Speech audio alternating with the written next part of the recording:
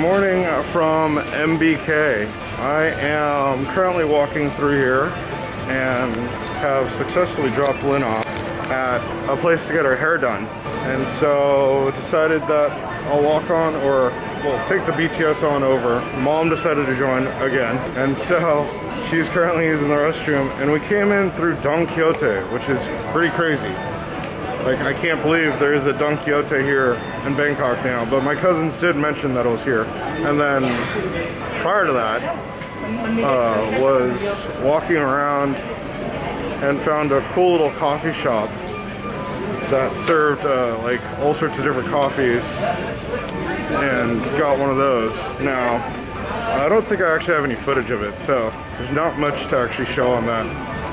But, oh yeah, here it is. As I was walking around waiting for Mom to get out of the restroom, I ran into a maid dreaming. That's just so crazy. Why is there a maid dreaming here in Bangkok? I mean, I absolutely hate them. I think they're one of the worst things ever from Japan. You know, themed cafes are cool. Maid cafes, not my thing. But whatever. It is what it is, and if that's what people prefer or like, let them do it, right? So, Lynn is currently getting her hair done. I think I mentioned that just now. She decided to go ahead and get her hair bleached and dyed, which is going to take a little bit of time. I think 4 hours, what the lady said. So I have 4 hours to kill before we're going to go grab Lynn again. I think doing that here and at MBK, or not MBK, here and at Siam Paragon, that is very possible. But we'll see what's what. Mom wanted to come here because she wanted to do some shopping, so I'm kind of worried about what this place is going to look like. Like, there's already places closed and shuttered like that. That is straight, like, just there's nothing there. Whereas right across from it is closed. So we'll see what's up. We'll check back in a moment here. Welcome back. We are at Benchakitti Park. Lynn's hair is done. Looks great. Like, throw up photos of it. It's called Violet Red. Violet Red. And after picking her up, we went over to Koreatown to find out that the restaurant that was suggested to us was closed. For New Year's. Yeah, for Chinese New Year's. So we ended up going to a restaurant that was just right next to it, really. It was like 30 bucks, which is kind of steep for what we got. We got kimbap, got 3 dishes. guksu, yeah, and tteokbokki. That was it. And a soda, I guess, right? Oh, and then water, because you have to remember they charge for water. But regardless, it was a little bit more expensive than I thought it should have been. But whatever. We were able to get that quick meal. Lynn was actually crazy. Squawking. What's wrong here?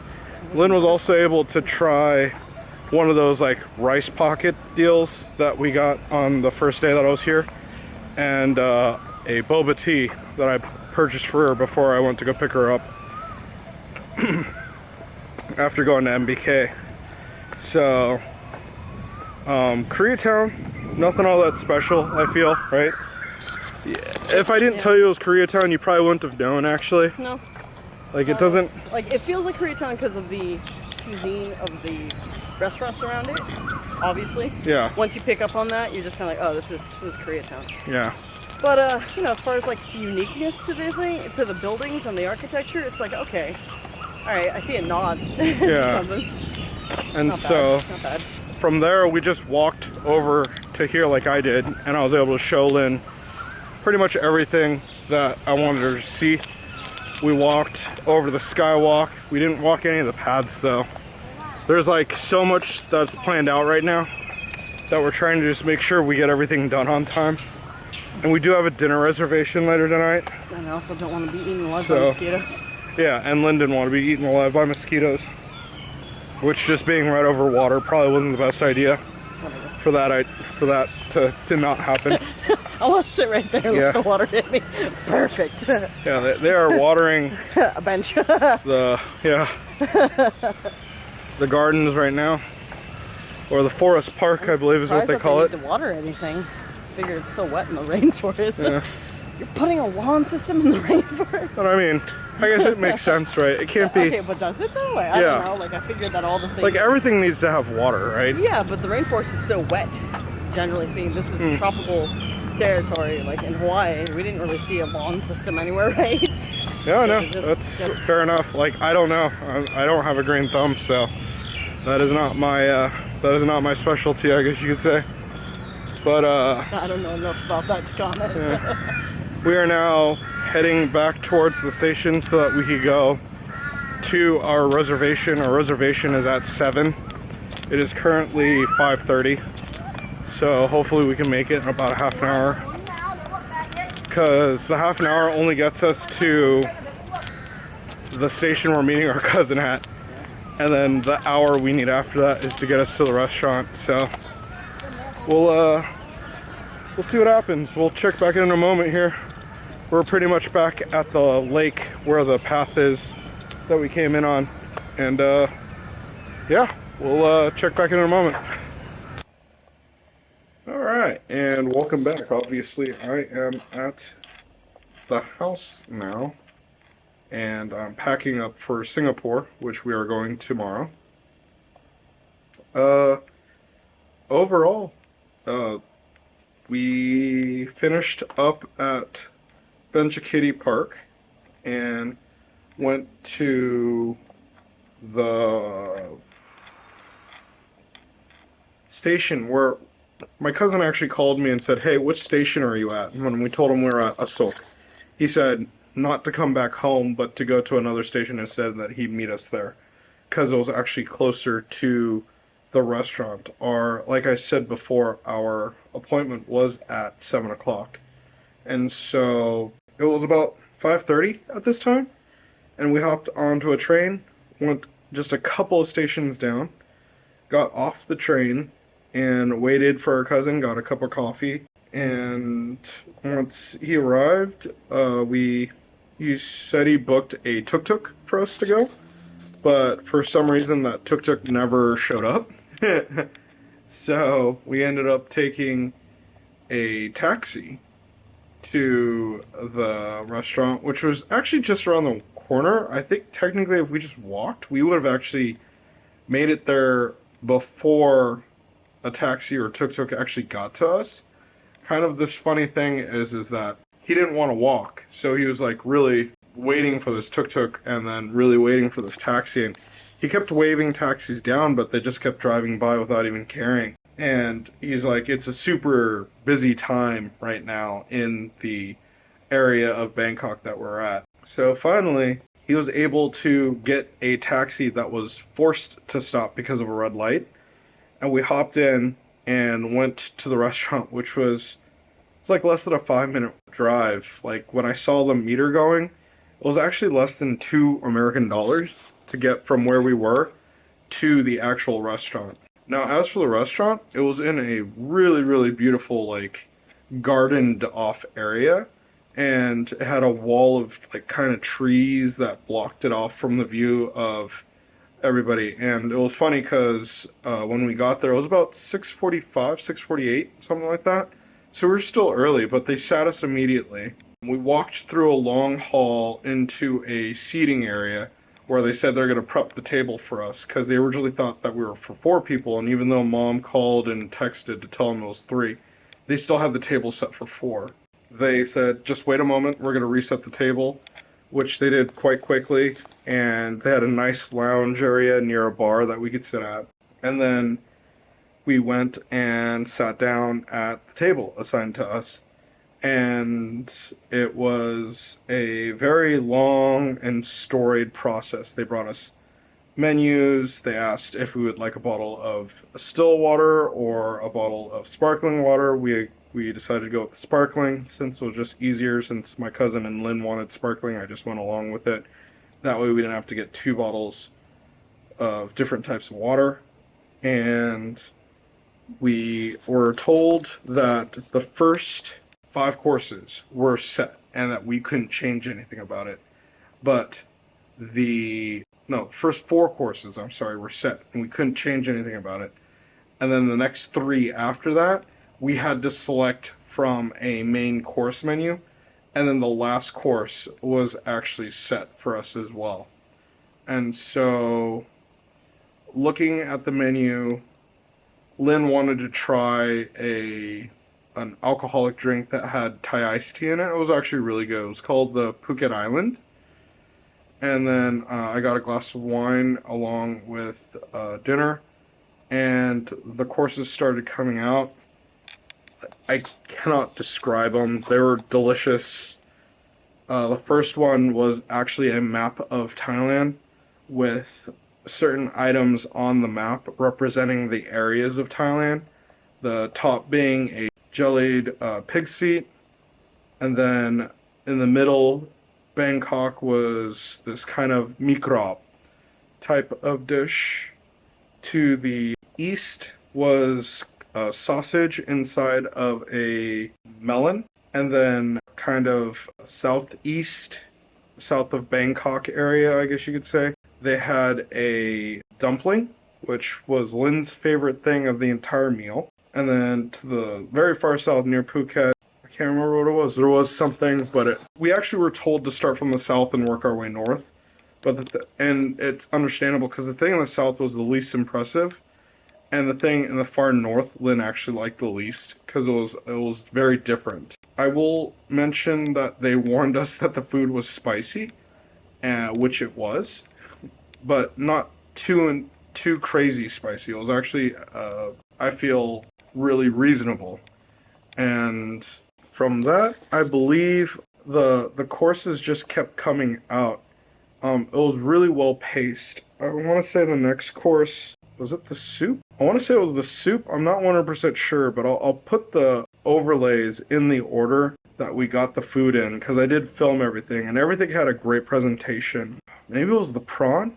We got a giant prawn, a really big prawn. My cousin was actually surprised when he saw it, which that says something for Thailand. And they had 3 different sauces, an avocado sauce, a blakung sauce, and then I forgot what the green sauce was, but there was also another green sauces. And that was excellent.